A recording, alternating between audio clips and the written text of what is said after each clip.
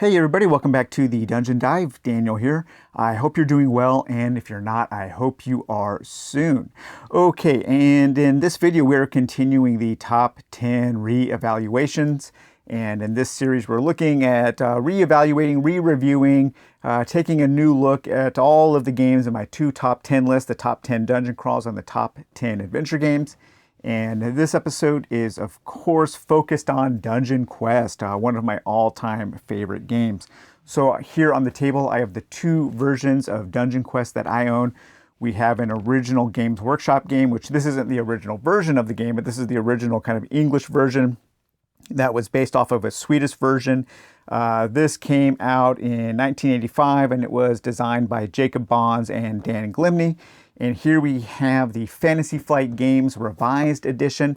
Personally, this is my favorite version of the game. I really do like this version here. And this came out in 2014, and it was designed by Jacob Bonds, Gustav Bonds, and Dan Glimney. So the overall, I rate these both of a 9 out of 10. And on BGG, the Games Workshop version has a rating, an overall rating of 6.8. with an overall ranking of 2,267 and a thematic ranking of 512. The FFG version has an overall ranking of 7.1 with a ranking in the number of 2,399 and a thematic ranking of 461. So there are a few differences in the rankings of these two versions of the same game, and I have a feeling that has to do with when the games were released and how many rankings the old version has compared to the new one, and so on. So let's take a look at some Board Game Geek reviews and kind of discuss those. And I actually picked two different reviews in each slot for each version, or for one for each version of the game, because I thought it was interesting how there were a little bit of differences. So we'll take a look at some Board Game Geek reviews for the Games Workshop version first.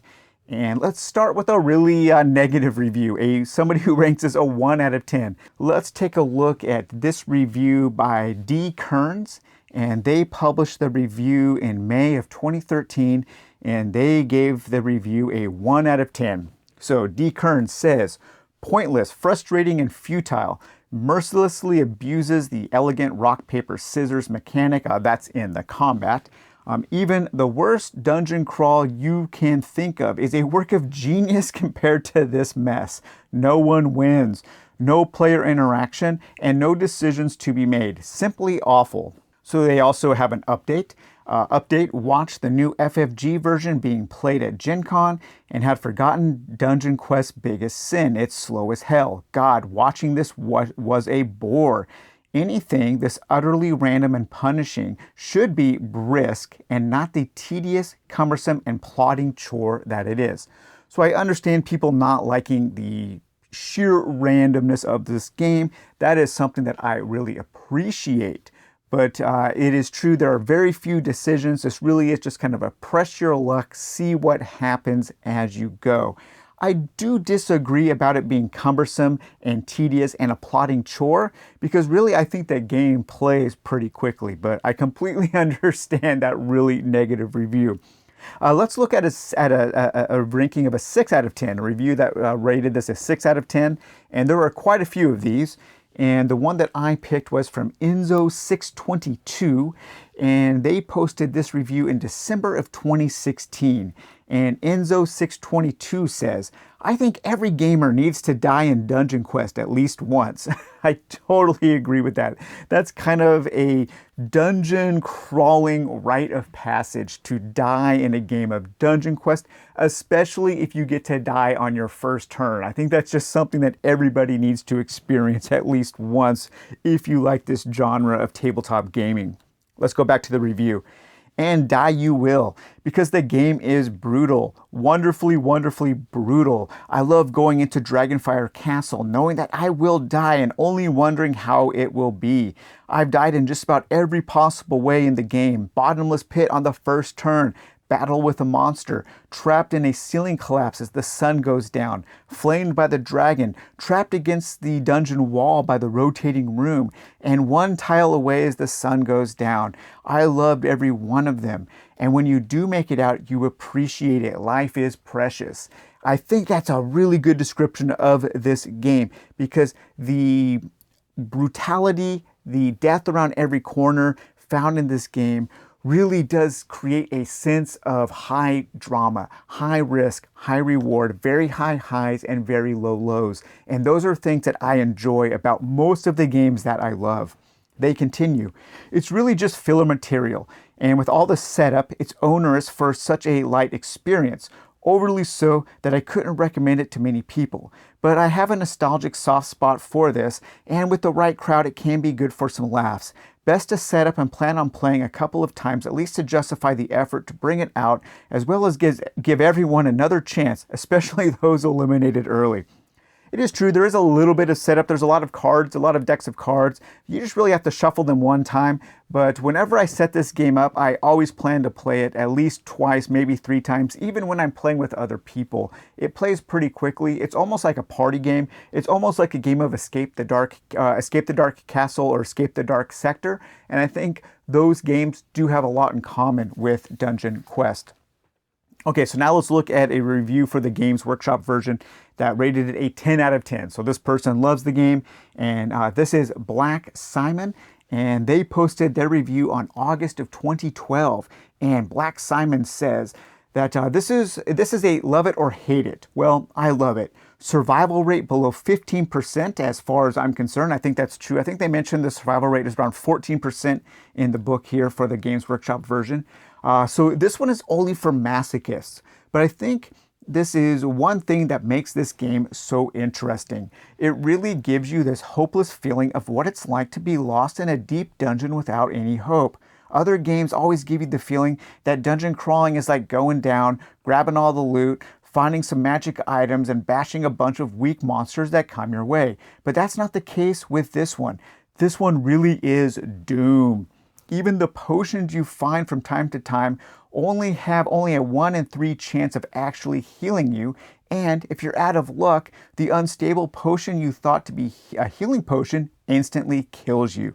That's what DungeonQuest is like. And yeah, I totally agree with that. This game really does have ratchets up that tension, and death lurks behind every corner. Every time you draw a card, every time you grab a tile, there is a chance for death. And for me, that's what makes this game so much fun, or one of the other things that makes this game so much fun. Okay, now let's take a look at some of the reviews for the Fantasy Flight version. And so this is a 2 out of 10 review. I couldn't find a really well-written 1 out of 10 review, so I picked a 2 out of 10. And this is written by Iron Handed, and they published their review on August of 2015. And they say, be forewarned. 1, player elimination. 2, massive randomness. Decisions pretty much don't matter. 3, the game plays itself. 4, you have stats, but they aren't used 90% of the time. 5, combat is rock, scissors, paper. Every fight is the same randomness regardless of character or monster involved. The only good thing about the game is the nicely made components. Fantasy Flight plus money. I agree. I think the components are beautiful in this version. And the catacombs mechanic is kind of clever. For a hack anyway. It was clearly a workaround for dead ends. I disagree with that. I don't think the catacombs was just a workaround for dead ends. The catacombs was an expansion for the original version that was included with the revised edition. And the catacombs is kind of like in Quest for the Lost Pixel. Also had its catacombs. It's kind of a dungeon within a dungeon, and it amps up the press your luck element of the game. But let's continue with the review. Play this if you want a random how do I die generator. I totally agree with that. I love that how did I die generator. Super, super well put. And they continue, even Talisman or Relic have way more meaningful player choice than this game. If you want to laugh at arbitrary misfortune, you'll have a much better time with a game like Galaxy Trucker. Now, I thought this was a really interesting point that they made.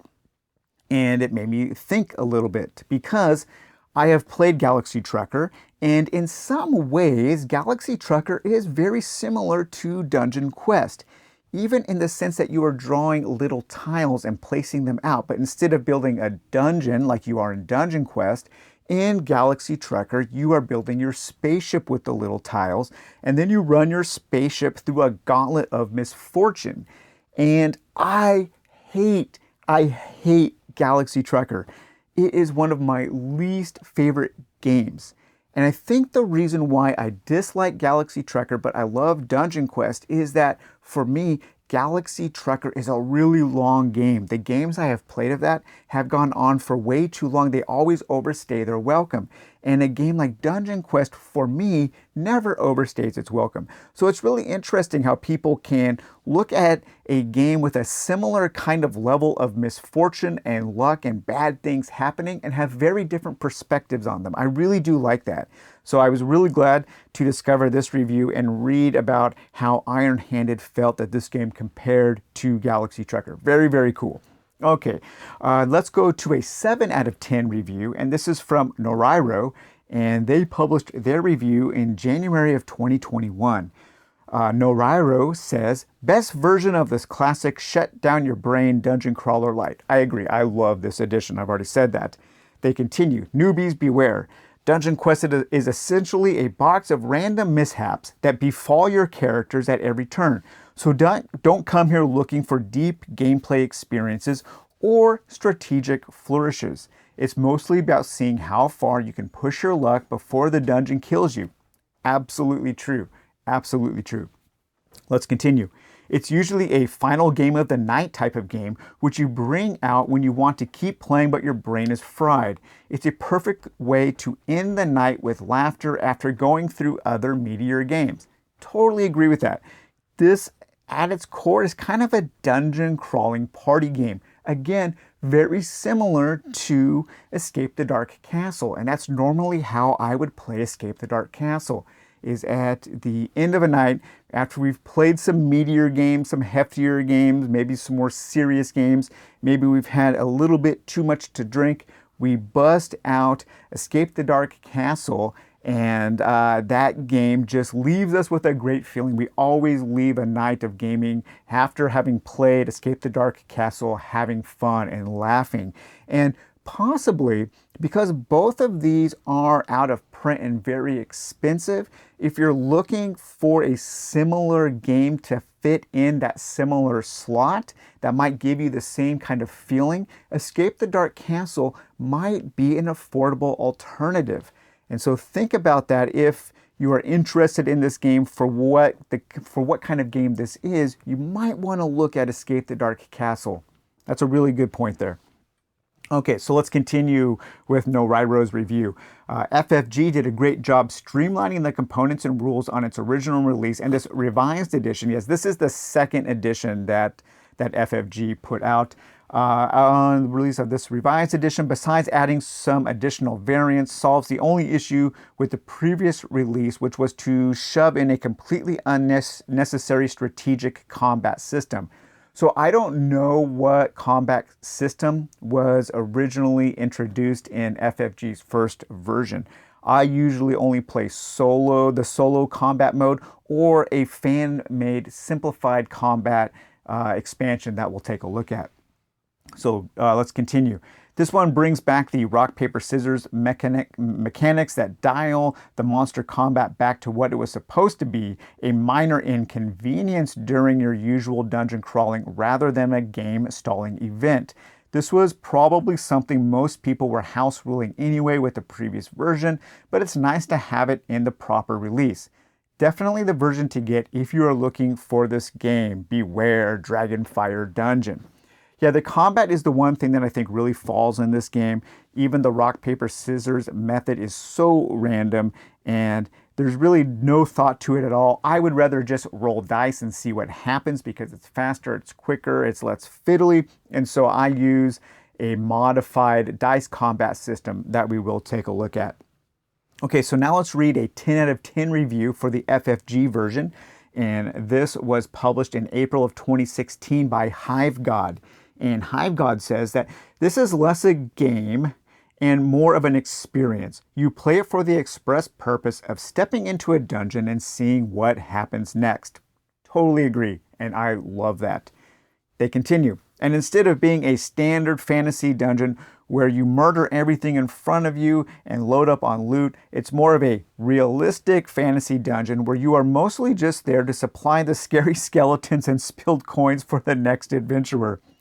The shockingly sudden unfairness of it is the game and makes winning, even if you only crawled out with a free sack of rope to show for your suffering, super sweet. At its core, DungeonQuest is a push-your-luck story generator. Anything done to monkey with that misses the point entirely, and to my mind breaks the game. There are lots of other dungeon crawl home invasion simulators. That's hilarious because we are kind of invading the home of these dungeon denizens. Very cool. Even there are lots of other dungeon crawl home invasion simulators out there that do the superhero thing. This one's the Coen Brothers version where we are the stupid criminals and get exactly what we deserve. I got a big kick out of that review, and I think it sums up the experience perfectly. Okay, so in the next part of this review, we will do kind of a component overview, unboxing, kind of taking a look at some storage solutions for both versions. Spoiler alert, the storage solutions are throwing everything in baggies because it's super fast. And it just makes the most sense because there aren't a lot of tokens, and really there's more tokens in the FFG version than there are in the Games Workshop version. But we'll take a look at those. Let's start with the older version here, so the original Games Workshop English edition. So this is my second box of this that I have owned, and in the box that I bought, I didn't get the minis, but a very kind Dungeon Dive patron did send me some extra minis that they had for the game, and so now I do have the original minis. I do have the Heroes expansion in here, but I do not have any of the official minis for that Hero expansion. But I'm sure I have enough other Citadel minis that I could substitute them. So thank you so much for that. And hey, if you want to support the channel to where I can do more things like this, just kind of taking a detailed look at older games that maybe aren't the new hotness now, that don't get a lot of clicks on YouTube, the best way to do that is through the Dungeon Dive patron. So I really appreciate everybody who does support me on there. It does make this channel it makes it possible for me to continue doing this. So let's take a look at the back of the box here. Great back of the box. One thing that Games Workshop always knows how to do is make an interesting box. Includes full rules for solo play, so they were thinking about solo play even back in 1985. This game does play very easily solo. It is definitely, the focus is on that competitive play, but I find that this game is just as fun to play solo, and it is that kind of rogue-like, really fast experience that I do enjoy. So dare you face the Dragon's Challenge. The eerie ruins of Dragonfire Castle atop the sinister peak of Worm's Crag were abandoned long ago. Memories of the vile deeds of the wizard Tisarman have faded like half-remembered nightmare. But far beneath the castle's shattered stones, nameless horrors still prowl the gloomy dungeons, while a terrifying shadow stirs in its sleep. From the makers of Talisman comes DungeonQuest. Should be probably, yeah, I guess that kind of makes sense, but you know, Talisman, the original designers of Talisman didn't design this. It's just from the publisher of Games Workshop. But a thrilling fantasy game for 1 to 4 players, and thanks to the unique card and tile system, no two games will ever be the same. Riches, fame, and glory await the hero who overcomes the dungeon's monstrous inhabitants and finds the dragon's fabled hoard. But beware the setting of the sun. If night falls and you are still within the dungeon's maze, there is no escape save death. So really nice, some really great art there. This is a really nice looking game. I just kind of prefer the component quality of the FFG version because this is an old version. All of the cards are just kind of paper cardstock. And one thing that we used to always do is we used to always tape a piece of paper into the box here, and we could keep track of who won and how many deaths total. And in my old version, I sold it because I sold a whole bunch of games quite a few years ago, but we had a paper just full of all of the games that we have played. Now when I play, I typically play the FFG version. So here we have the original rules. Now what's interesting, there's some really cool little history about the game in the back here that they say that DungeonQuest was originally published and indeed still is published by Alga of Sweden, where it's known as Drakborgen, or Dragon's Castle. So that's interesting. Borg, Morkborg, Dark Fort. So Fort, Dragon's Castle. So there's some naming there for you. The game was Alga's longest ever games project, the first version being drafted by hand in 1980 and continually revised and tested until the game was published in 1985. We do have some tactical hints. So this is a really nice rulebook. And once again, I think that Games Workshop just makes fantastic rulebooks. I always enjoy looking at their rulebooks and reading them. They always have like some kind of history or something about the world, some lore. So really nice there. And then we have our card and dungeon tile reference sheet, because a lot of the cards don't really have the rules on them like they do in the FFG version. So until you memorize them, you kind of need this reference sheet to take a look at what everything does when you encounter it. And then we do also have the rules here for the expansions. One thing I really dislike here is for the Heroes of DungeonQuest. The expansion is too long to fit in the box, so they did have to fold it. I'm not sure why they didn't just make the expansion the same size as the Catacombs expansion rulebook. But the Heroes of DungeonQuest, that was an expansion that just came with a whole bunch of new heroes to play. And there were, I think, 13 or 12 or 13 new heroes. We had Sir Roland the Knight, Vicus Swordmaster, Siegfried Goldenhair. We had a new elf ranger named Ferendil. We had Ironhand the Mighty Gladiator, Thargrim the Dark Lord, Torijima the Ninja. We have Rildo the Crafty Thief, Helena the Swift, Sarella of Zimdil, an elf adventurer, and Phil Maddox the Dwarf Berserker. And we also have Azoth the Faceless Sorcerer, who did come with some spells that they could cast. I rarely play with any of these expansion heroes because I do find that each or a lot of them do add additional rules and fiddliness that don't add enough fun to the game. So I usually just play this game with the base characters. With the FFG version, when we take a look at that, we will take a look at some fan-made characters that you can download from Board Game Geek. But this will have all of your rules for all of your new characters. And then we also have the rules for the Catacombs. And like I said, the Catacombs are a dungeon within a dungeon. It's a dungeon where you go downstairs and then you work your way through a dungeon deck. Very, very similar to Quest for the Lost Pixel. So you have all of your rules for your Catacombs expansion. And then we also have our rules reference sheet for the new cards and things that do come with the Catacombs. Now, one special storage solution that you will see here is, of course, the unofficial official guide. You must store your dungeon tiles in a Crown Royale bag. And this was a Crown Royale bag from the Northern Harvest. And man, Northern Harvest, that was really good. I wish they still made it. It was one of my favorite inexpensive whiskeys. And man, it was just great. It was by far the best Crown Royale whiskey I've had. So here we have all of our dungeon tiles.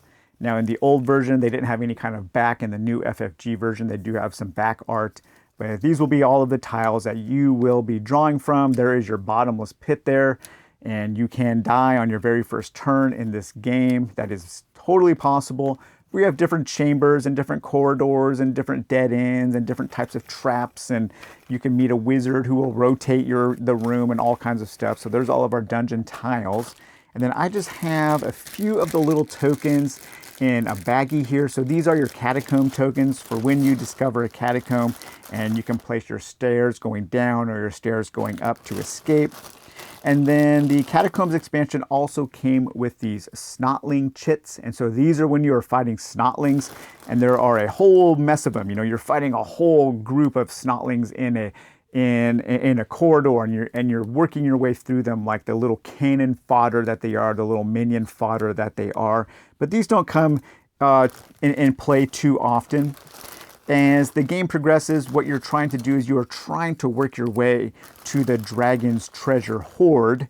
And when you finally reach the dragon horde, you will take your randomized dragon chits and you will mix those up and you will draw one. And well, there we go. The dragon woke up and breathed its fire breath and we have died. So yep, that's how quickly death comes in this game. It can be right around the corner. You never know. Each time you draw something, there's a chance that you will die.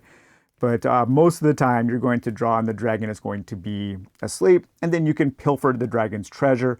And then you're trying to get to that treasure room and then escape from the dungeon before the sun rises so you can be the hero that escapes with the most treasure. So this baggie here is kind of a mix of some of the original, the few of the original tokens that came with the base game and those that came with the Catacombs expansion. Here we have most of our hero cards. And so the hero cards are just kind of these really, really flimsy pieces of paper, barely more than like cardstock. I probably need to spend some time and laminate these just to protect them.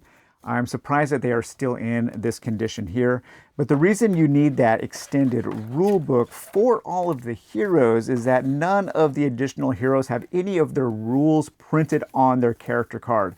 Again, back in the 80s, they didn't print a lot of information on the actual components that you were using. You almost always had to have some kind of reference sheet to look at so you could really learn about the things while you were playing. And I'm not sure, I wonder if there was some kind of practical reason why.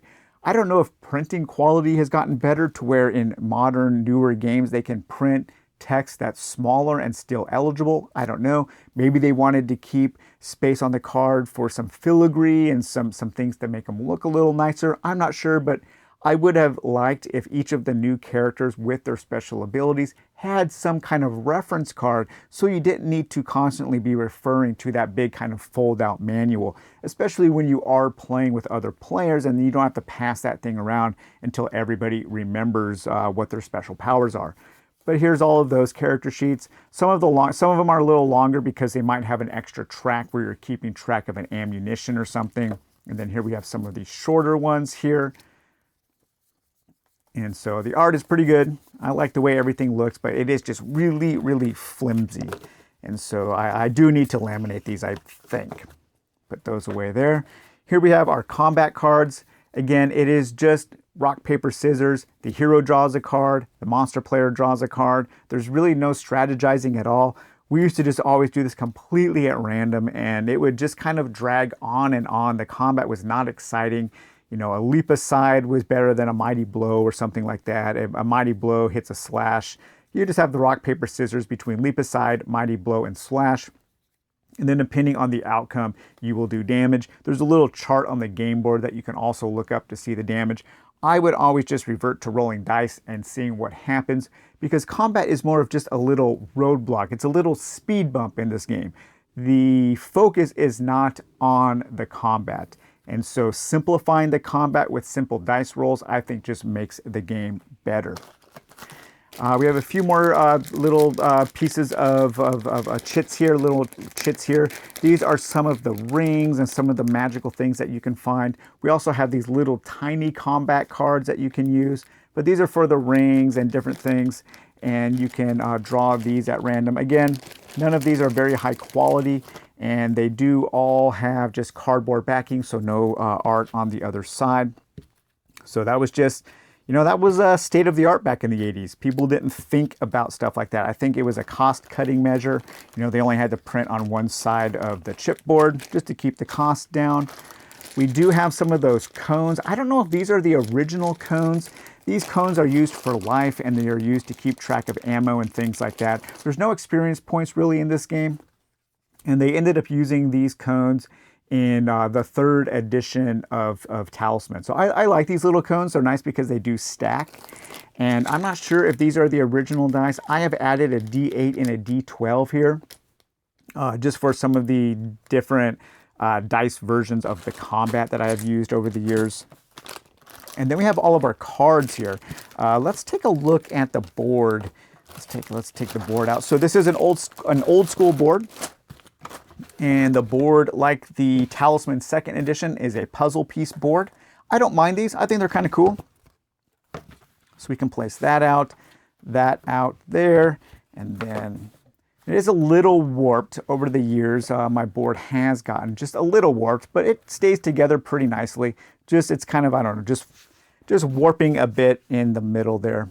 But my Talisman 2nd edition board is actually in a little bit better condition than this board here.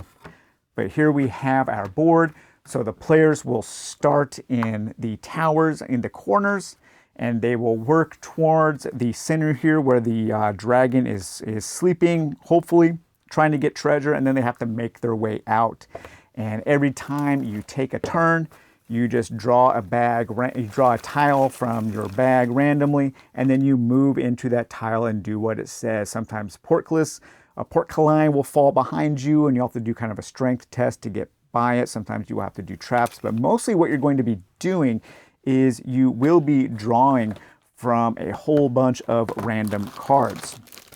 And so the cards in this original version, of course, are just slightly better than paper. I guess you could call this card stock. It's barely card stock. But when you are in the catacombs, when you find that dungeon within the dungeon, you will use this deck here, and you will draw a card for each turn. We have empty. You can find some really, really great treasure in the catacombs, but you can also come across some really nasty dudes like this cave troll. You can find an exit. You can find a treasure chest, a horde of rats. Lots of empty cards here. Your torch can go out, and when your torch goes out, you just have to do a dice check at the beginning of each one of your turns, and if you fail, hey, it's another turn that you lost. There's a lot of losing turns in this game. That's another kind of old mechanism that doesn't get used quite often. I think the Catacombs deck is a little more interesting in the FFG version. When you come across a trap, you will draw a random trap. One thing I do like is that all of the decks of cards in the GW version are different shapes. I think that's pretty cool. So here are all of your traps: a trap door, a spear trap. You have to shuffle the deck there. Another trap door, a poisonous snake, a crossfire trap. So all kinds of different traps, all very deadly. So those are 2 decks of cards there. The main deck of cards that you will be drawing from as you enter rooms are the room cards here. And there is actually a little piece of errata that came in my version here, and it just kind of corrects the trap for when you're opening a door there. But here are the room cards, and the room cards, every time you enter a normal room, you draw one of these room cards. And these kind of tell you what you are doing from one turn to the next. You can visit a vampire, a death warrior. You can find just a normal empty room. You can find a crypt that you can search. You can find a different type of amulet. There are different amulets that were introduced in one of the expansions that can give you some magical powers. You can be cursed by a wizard. There's another death warrior, a doom shadow.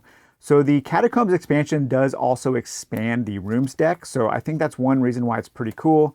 And the FFG version does come with a lot of those expansion elements already baked into the boss or into the base set there. So there is our room deck. Pretty good selection of room cards. And then sometimes you will also come across a crypt or possibly a corpse of a previously and already dead adventurer. And so when you come across them, you have to draw one of these cards. So here we have our corpse cards. So when you come across a corpse, you never know what it's going to be. You can find gold, you can find a necklace, you can find a deadly scorpion that will sting you, you can find some rope, or perhaps nothing. Again, the art on these original cards is really, really nice. I just wish maybe the quality was a little better. You can also come across a crypt, and you can choose to open the crypt or not. So there are some decisions. You can choose. I think that's where some of maybe the negative reviews where I disagree with them more is in there's no player choice. The choice is to press your luck or not, because you can choose to head back to the exit at any time. So you don't have to make it to the center. You could go around and just trying to find crypts and dead bodies to loot and then make your way out. You'll find more treasure, more better treasure in the treasure chamber, but I've won a lot of times by not ever getting to that treasure chamber. And so there are choices to be made. You can choose to search the corpse. You can choose to open a door. You can choose to search the crypt. And in that choice, you are pressing your luck. And I think that is a critical element that maybe some people are missing, or maybe some people just don't appreciate. They don't like press your luck as much as some of us do. But when you search a crypt, these are the different crypts that you can search. Again, really nice art. You can find a variety of different treasure and potions and that kind of thing. One thing this game doesn't have much at all is loot. You know, this isn't a loot game. You're not finding new weapons and new armor that will make your characters more powerful. You basically just have a supply of magical rings and amulets that you can wear, and each one of those will give you kind of a one-off power. And so when you come across a closed door, you can draw one of the door cards to see if it is shut, if it's trapped, or if it is open, so you can continue to make progress. And then I think there is one more deck of cards here, and that is the search deck. And so when you are in certain rooms, you can choose, again, you do have choice in this game, you can choose to search the room. Sometimes you will be trapped in dead ends and you will have to search every turn until you find a secret door. You can be trapped in a dead end very easily in this game, and then you can spend the entire game just searching this deck looking for that secret door. There's a secret door there, another secret door. You can find gold, you can find potions, you can find amulets if you have the expansion. You can be surprised by a creature. You can find a wizard's amulet. So all kinds of things that you can find while you are searching. And I believe that, actually we have one more little baggie here. Let's take a look at those. Let me put my corpse cards away. Again, any game with a crypt deck and a corpse deck, that's awesome. And here we have some other cards here. So these are cards that came with the expansion. So we have our different rings that you can draw from, our different amulets. And so these are all magical rings and magical amulets, and each one of these will give you a special power that you can use once per game. And so again, that is another choice you have. It's kind of, you need to choose the optimal time to use your one-off powers, and that can be a huge game changer, knowing when. Then we have a few a blow pipe card there, a healing salve, a berserker card, and then we have our spell cards, our small spell cards for our new wizard character in that expansion. So we have the warp door, the fireball, invisibility, stasis, dark force, and eyes of doom. And then when you come across a monster, we have a small deck of monster cards here, and they will just tell you what the monster does, how many combat life points it has, and their combat strength. And so you will use these in conjunction with a little chart on the side of the board here that does have some additional information. All right, I'm going to clean this up, and then we will take a look at the FFG revised version. Okay, so let's take a look at the FFG revised edition. I already have the board set out, and the board is not a puzzle board, it's a fold-out board. And one thing I do appreciate about this board is it does have places to keep most of all of the decks of your cards while you're playing. It doesn't account for a discard stack, and it also doesn't account for a couple of the other decks. So it would have been nice if this was, you know, maybe organized just a little bit better where the board had a space for everything. But let's take a look at the back of the box here. Again, FFG also does great backs of boxes. I think ever since Descent First Edition, I've always enjoyed how they display their games. But this says, at sunrise, the ancient doors open and invite you to collect what wealth you can. But beware, within the dungeon lurks terrible creatures and deadly traps, ready to destroy the unwary. And if you should fail to reach an exit by the time the sun sets, the doors will close and there will be no escaping the wrath of Dragon Lord Caladra. DungeonQuest Revised Edition is a board game of dungeon delving for 1 to 4 brave players. Each player controls a hero armed with unique abilities, magical runes of power, and plenty of foolhardy courage to help him face the horrors of Dragonfire Dungeon. Any heroes fortunate enough to find the central treasure chamber can attempt to plunder its riches, but if they are too greedy or linger too long, Dragon Lord Caladra will awake. Dungeon Quest, I keep saying Dragon Quest. How many times have I said Dragon Quest in this game? Or in this video? Probably at least 5. Maybe you can count them and let me know below. But Dungeon Quest Revised returns the game to its timeless and beloved roots by refining the rule set, simplifying combat, and introducing a few new challenges that are sure to please the game's legions of veteran fans. So they did take this and kind of incorporate it into their Terranoth, their rune-bound world, because instead of magical rings and amulets, you have a deck of runes. So, and they are very similar to the runes that are used in Runebound with the same kind of art and iconography. And so once again, we do have our Crown Royale bag full of all of our dungeon tiles. And these are much higher quality. The quality of these dungeon tiles is great. And if you have a copy of this game and you like to play solo RPGs, these tiles are fantastic for generating random dungeons. So you could get a little more use out of it because these games are expensive, unfortunately, because they are out of print, but they do have nice back art there. And the board is very nice, and you can create some pretty interesting dungeon layouts using these very, very simple geomorph cards. So I really do like the dungeon tiles, and I especially like them in the FFG version, just because they are a little higher quality, better cardboard there. We do have a few tokens here. There are a few more tokens. We have some tokens here for when you find your catacombs to go down, because once again, this revised edition does include the Catacombs expansion in it. And I think the first FFG version also had the Catacombs as part. It's kind of a deluxe version that comes with some of the expansion material from the original GW version. And you also have some tokens here that you can use for your characters when they are in the Catacombs to keep track of which direction they are hoping to go in. We also have a collection of tokens here, and these are exploration and determination tokens. So determination is actually a new mechanism that was added to the FFG version. Whenever you fail at something, whenever you fail at a stat test, your character gains a point of determination, and then this determination can be spent as a currency to help them overcome a subsequent challenge. I always like this mechanism. I like when we have the choice to spend some kind of currency to help us out. Again, it just adds a little choice to the game. And there are choices in this game, as I mentioned in the unboxing of the GW version. On the reverse side, we have these exploration tokens.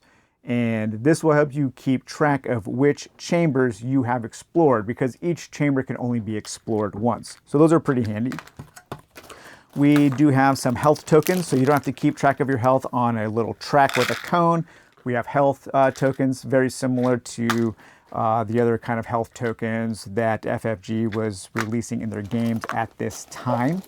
We do have some monster tokens, because when you escape a monster, you will place this on that chamber, and that shows that there is a monster in that chamber. So you can't just escape and have the monster go away. The monster will stay permanent on the board. They don't move around, but I guess you could probably have some kind of little house rule where the monsters do move around, but that would probably add an unnecessary complication to the game. And then we have our minis. So in the base game, the FFG version, there were 4 heroes, and in the GW version, there were 4 heroes only. And in the new FFG version, there are 6 different heroes, and it does come with 4 D6, and I add 2 additional D6 for the kind of new combat system that I use, and that is found on BGG, and we'll go over that in a minute. So let's take a look at our characters here. So the base characters, let's see, we have 6 of them. We have Brother Girin, we have Lindell, and Krutzbeck, and then we also have Hugo the Glorious, Chalara, and Bright Blaze. She has a little companion, a little dragon companion, and Tatiana. And so you have a certain number of hit points, and then now we have some stats that they might use to overcome challenges. We have strength, agility, armor or toughness, and luck. And then each of the characters does have 1 or 2 or 3 special abilities. We also have some additional characters that you can download from BGG, and we'll take a look at those when we talk about the 6 considerations for this game as part of this review. As far as our cards go, we have a corresponding deck of cards. Each deck that was featured in the GW version does have a corresponding deck here. So when we go into our room, when we go into our chambers, these are the cards that we will draw. We have trapdoors, we will shuffle the deck, ceiling collapse, poisonous snakes, poisonous gas, a passage down into the catacombs, a ferox. So again, the feroxes were featured in Descent. So we do have some duplication there. I do like that world of Runebound of Terranoth. I think it's interesting, and I do like that they're able to reuse some of the lore and assets. It's just smart. It's smart design to create a world and set all of your games in that world so you don't have to reinvent the wheel every time you design a game. I know some people are like, oh, I don't like that they reused art, but I think it's great. You know, TSR used to reuse art all the time, and they had a great art asset library, and so does FFG. And, you know, it's one of my favorite things about the Arkham Horror games is the art library that they have built up and they continue to draw from. It creates this kind of automatic connection to the game and to the game's world. So I enjoy that. And so this is our I think this was our search deck, or no, yeah, this is our search deck, not the dungeon deck. So this is the search deck. So when you choose, again, a choice, when you choose to search a room, you will draw from this deck here. So we can place that on the search deck. And then we have our treasure deck. So when you get to draw treasure, you will draw from this deck here. And sometimes you will find a forbidden tome, so you don't really know what it does. You can find different rings. Most of this treasure doesn't give you kind of a utility. It's for points for scoring at the end of the game. Because again, the person who escapes alive before sunset will total up the value of all of their treasures, and then that is who wins. But there are a few types of utility treasures that you can get in this version. We will place that there. When you go down into the catacombs, you will use the catacombs deck. And the catacombs deck here, very similar to the GW version. You draw one per turn in a pressure luck game. You're trying to escape with the loot that you have found, but you can find hidden traps, empties, demon flame. You can find your exit. You can find your sorcerer's bolt. Again, there's a sorcerer from Descent there. So all kinds of different things that you'll discover in the catacombs when you choose, again, when you choose to enter those.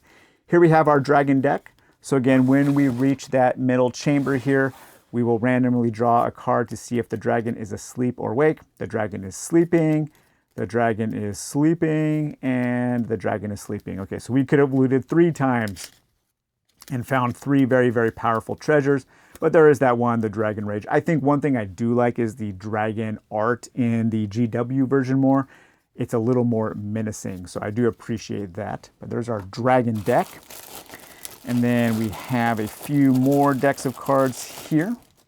So let's see, here we have our dungeon deck. So when you enter a normal room, you will draw a card from this deck here. So you never really know what's going to happen. You can be attacked by razor wings. You can find a crypt and choose to search it. There's another crypt. You can find a dead adventurer and choose to search the corpse, the dead body. Empty, you might be ambushed by a monster. You might come across a lingering shade. You might have to reshuffle the deck. You can find a bottled imp. Your torch goes out. Again, they didn't eliminate all of the missing turns that can happen in this game. And so if you just have bad dice rolls, you can miss a few turns in a row because of your torch going out. However, that is a stat test, and so when you fail, you will earn one of those points of determination, so you won't be stuck as long. So they did alleviate the suffering of losing a turn a little bit in this edition. They kind of modernized that. So when you search your corpse, you will draw from your corpse deck. Empty, you can find gold coins, you can find some ropes, some old bones, you can find a small scorpion, so all kinds of different things that you can find on corpses. And then when you come across a crypt, you can choose to search the crypt, in which case you will draw from the crypt deck. That is a crypt card that should go in the dungeon room, but you can find old bones, an unstable potion, it can be empty, you can discover a spectral storm. So a few different things that you can find when you search crypts. And then when you come across a closed door, of course, you will have to check the door to see if it's open, to see if it's trapped, to see if it's unlocked.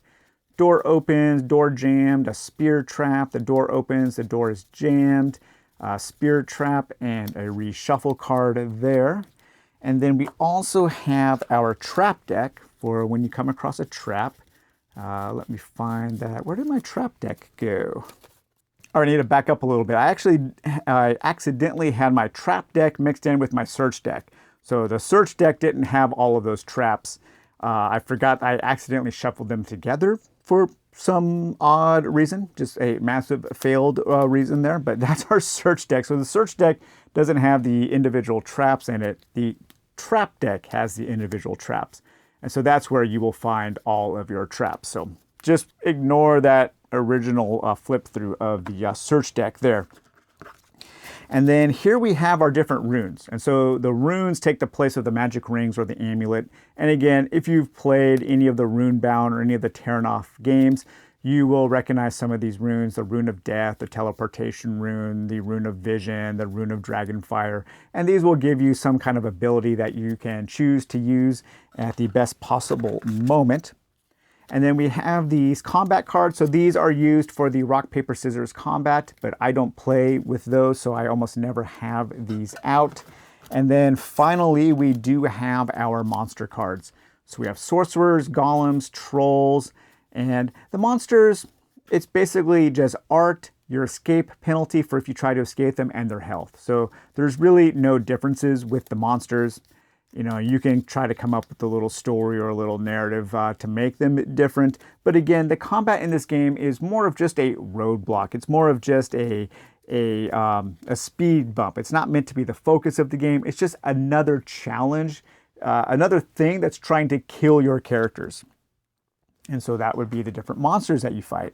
And here we have the minis. They're that really kind of smaller scale that are used in Descent and Runebound. They're pretty good. They're not great, but they get the job done. And because this is FFG at that time, and they continue to do so, they have 2 rule books. So we have the Learn to Play that will guide you through learning everything. And then we have our rules reference, which is an alphabetical list of all of the detailed rules. This game is very, very simple to play. Here we have an overview of all of the different dungeon tiles that you might draw, like the bridge and what happens, your bottomless pit, test your luck. If you succeed in your turn, you can continue next. If you fail, you die. A cave-in, your chamber of darkness, your chasm there, your trap chamber, and the rotating chamber, and the spider web. So it's a very, very easy game to learn, and it's a super easy game to relearn and to get back to the table. So here is actually we'll talk about this when we get to the variant section in the 6 considerations, which I believe is going to happen right now. So in these revisit videos, I have 6 different topics that we'll be talking about. And the first one of those is, how easy is this game to get back to the table, relearned? You know, how would I rate the relearning curve? And this game is dead simple. And that's one of the things that I really do appreciate about it. I've played this game quite a bit over the many decades, 2 or 3 decades that I've been playing DungeonQuest. And I still make mistakes, because I just always make mistakes when I play. But this game is very easy to learn. I think FFG and GW had good rule books. I prefer the rule book in the GW version just because I think it has just a more nostalgic quality to it. I like the background that you get in that, and I like a little bit of the hints and tips that it gives the players to survive. And I think it has a little bit more lore associated with it, some more art. It looks nicer. But both versions of the game are dead simple. Both versions of the game are very easy to learn and relearn. And you know, you could, if you've played once or twice, you can have the game set up, ready to go, and relearned in 10, 15 minutes. And so you can be playing very, very quickly. And so that is something that I greatly, greatly appreciate about DungeonQuest, because it gives me a lot of bang for my time. There's a big payoff for the amount of effort I have to put in. I have a lot of fun based on a little bit of effort, and I enjoy that. So any substantial new variants, new updates, house rules, ways to keep this fresh, is this needed? So yeah, there's quite a few. One of the benefits of playing older games is you have a long time of fan-created supplements to draw from, and there are some really good ones for DungeonQuest. One of the ones that I always play, and I found this at BGG, and that is the dice variant combat rules. It doesn't make things more strategic really, but it does make things faster, and I think this is good for the solo player. There are no stats in this game to change combat. You don't have any kind of weapons, so you never need to modify your dice rolls at all. But what you do in this dice variant combat is you will roll 2d6 for the enemies, 2d6 for the heroes, and then you will compare pairs. So I have a 6 and a 5 and a 2 and a 2. So that would be 2 damage to the enemy. We have a 5 and a 1 and a 5 and a 1. So we could pair them like that, and that cancels out, both block, so there would be no damage.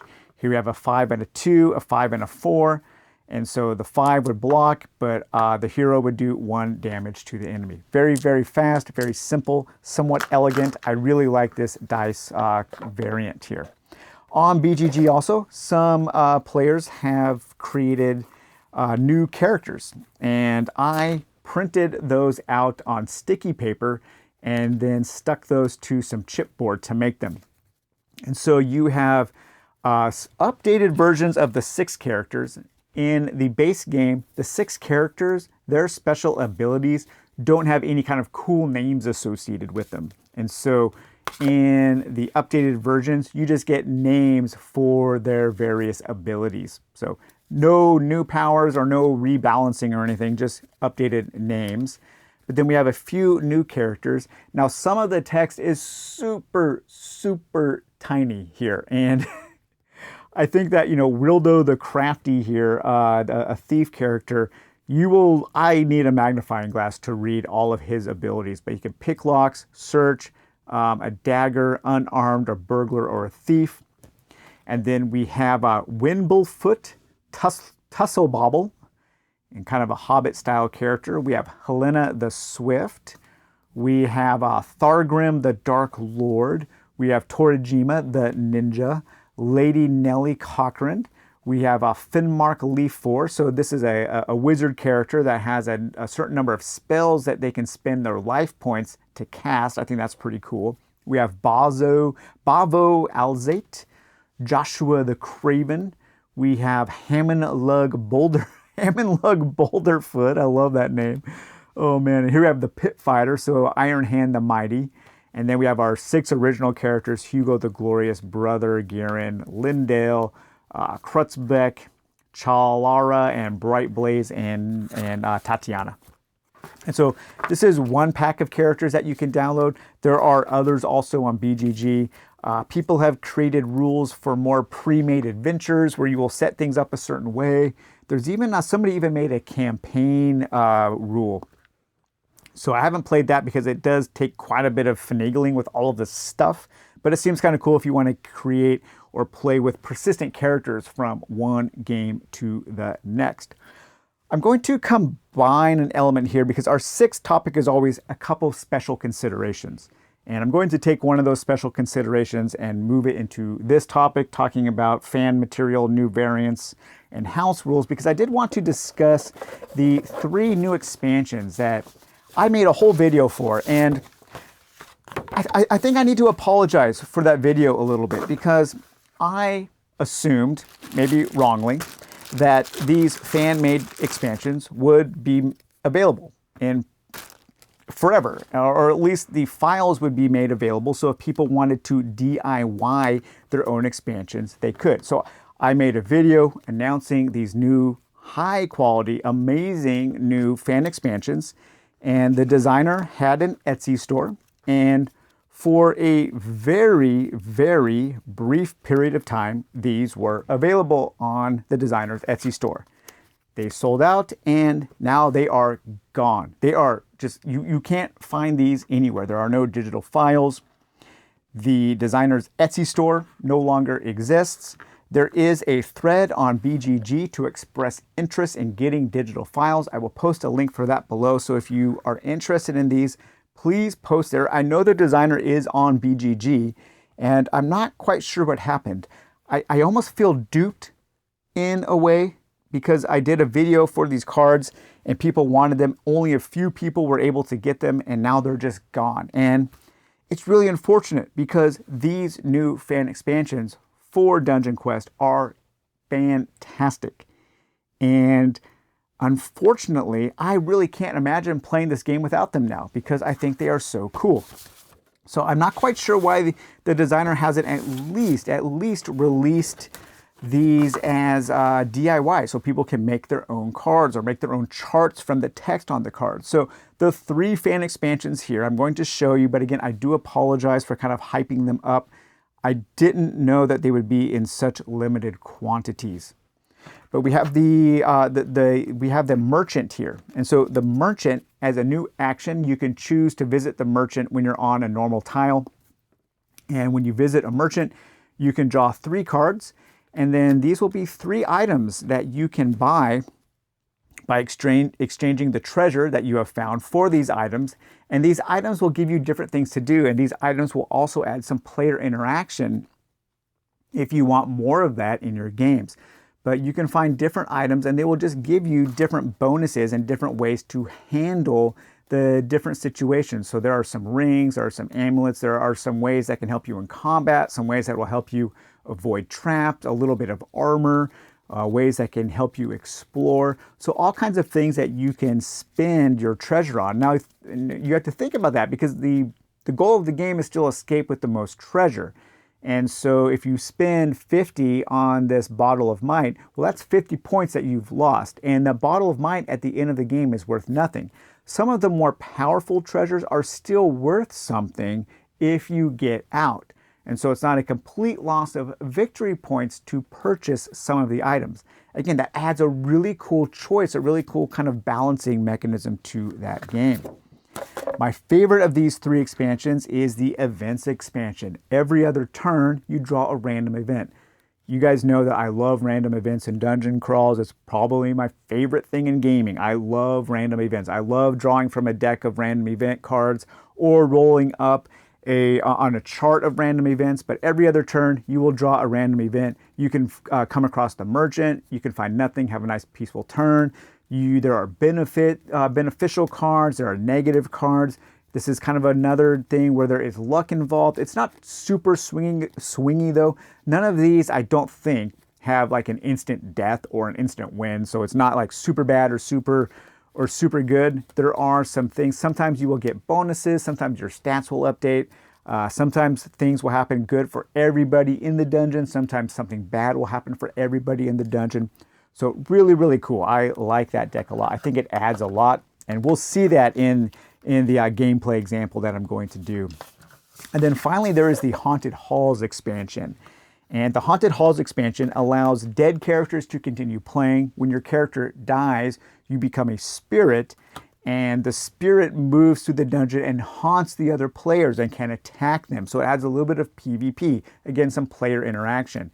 And you will move by drawing a stalking card.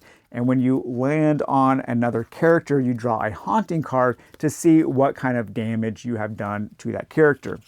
So this is mainly for PvP, for player interaction, but I actually use this as a solo variant where when I play, I have an AI-controlled spirit, or I have been playing with an AI-controlled Minotaur, and the Minotaur is stalking my character throughout the dungeon. And so I like this as a solo variant. But again, I do apologize for making that hype video and now having these completely unavailable. So please go to BGG and very politely, be polite, but maybe pester the designer a little bit to, hey, man, just release these on PDF, let people make their own. Or maybe somebody could upload them to like Arts Cow or Printer Studio. So that was a special consideration that I slid into topic 2. But there are other fan-made expansions. Just explore the various file section for the FFG version of Dungeon Quest, and you'll find some other things that you might want to add to your game. Okay, topic 3. Do I wish for more expansions, or am I happy with what I have? I'm happy with what I have. I think with these fan expansions, I think there's enough. I think the revised edition of the FFG revised edition has enough stuff in the box. I do like the Games Workshop version with the expansions that it already has. When I play this game, I really don't long for expansions. I think it feels like a complete game. And for that, I am happy. Especially if you're getting into this game today, it can be expensive, very expensive, because it's out of print. However, you won't need to buy more stuff to make it more expensive. So it's kind of a one-off purchase, and I think it's worth it. So I don't really need any more expansions. If I want to branch out with stuff, I will just see what the fan community has created, and I think there's always going to be something there to add a little bit of spice for those of you who want it. Did I discover something new to love or maybe something new to dislike? I don't think so. I was simply reminded when I was playing it over the past week, I was simply reminded by how much fun this game is, how much fun I have drawing from decks of random cards, of random things, of random events that happen. That's one of my favorite things about these kinds of games. And this game comes with a whole mess of a lot of different cards to draw from, especially when you have these new events and that new merchant. There's always something new to discover, and there's always a new combination of things to discover, especially when you start drawing your different dungeon tiles. You almost never see the same combination. It's like this kind of like crazy, I don't know, randomized Rube Goldberg machine where you never quite know what's going to happen every time you enter this castle, Dragonfire Castle, and you set in motion a chain of events that will lead to some kind of crazy death. And when you do escape, it's always so much fun. So I think I was just reminded by just really how much fun I have in this game. And that leads me to point number 5. Am I still confident it belongs in my top 10? Oh, most definitely. I think the only way that this game could fall out of my top 10 would be if somebody just made a better version of it. Maybe Quest for the Lost Pixel is just a better version of Dungeon Quest. I think there's just enough to Quest for the Lost Pixel that kind of elevates it above in terms of complexity. This game is so simple, and it provides so much fun without almost any effort.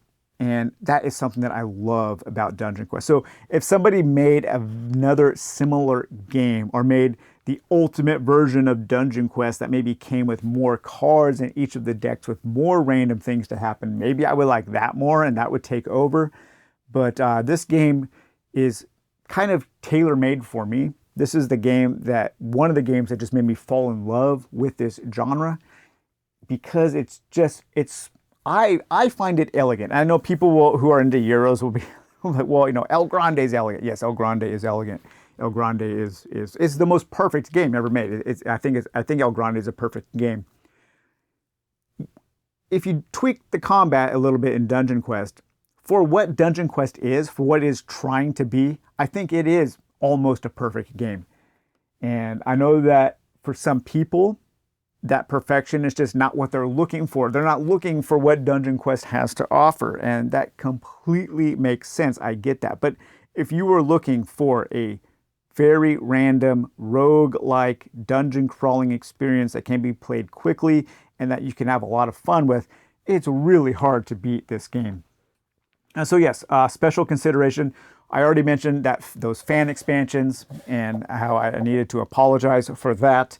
But one other special consideration and another thing that I'm sorry for is, yes, this is another expensive out-of-print game on my top 10.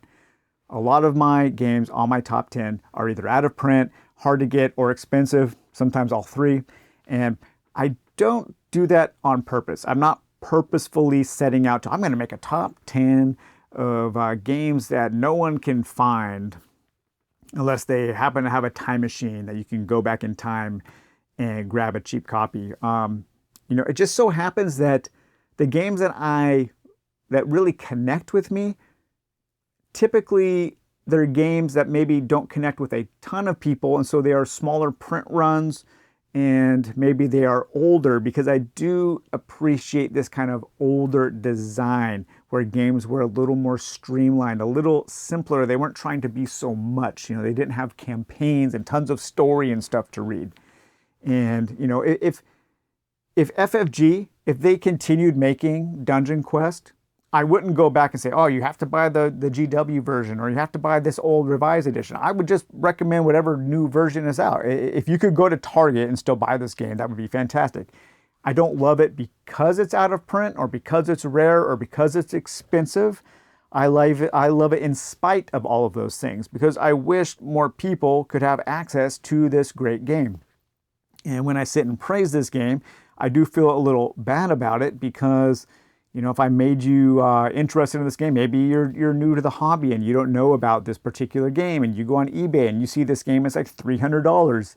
You know, that's not cool, especially right now in these times when people are really struggling financially. This is a big investment. This is a big kind of luxury item, a luxury item made of disposable cardboard. And so, you know, that does make me feel a little bad, but I also can't help it. My top 10 is my top 10. It's the 10 best games for me, the 10 games that I love the most. And Dungeon Quest just so happens to be one of those games. And so, yeah, both of my special considerations for this game are somewhat apologetic. And so I just want to be really honest with you guys. But yeah, that was my reevaluation of Dungeon Quest. We took a look at the FFG version. We took a look at the GW version. In a follow-up video coming soon, we will do some gameplay. And I'm going to do gameplay focusing on the FFG version.